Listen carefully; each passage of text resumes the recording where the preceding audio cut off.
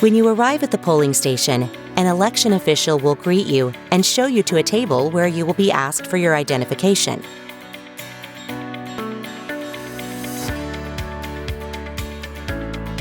Make sure you bring identification showing both your name and address in the City of London, and your voter information card which you received in the mail. A complete list of acceptable ID is available at london.ca/elections. An election official will then check for your name on the voters list and cross your name off the list.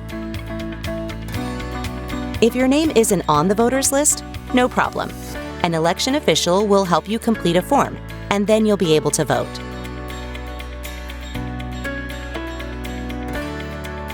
The election official will issue you a ballot for your ward and school trustee support in a secrecy folder, exposing the election official's initials only.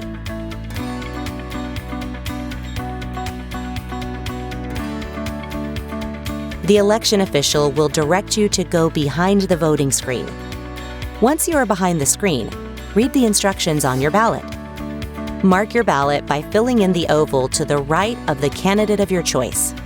You can vote for one mayoral candidate and for one councillor candidate in your ward.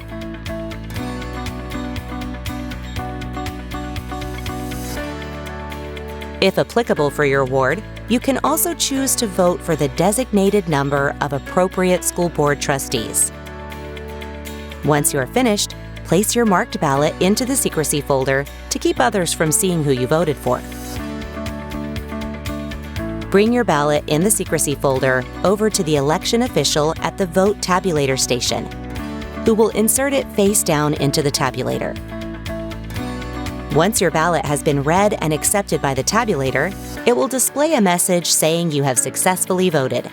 You will now exit the polling station.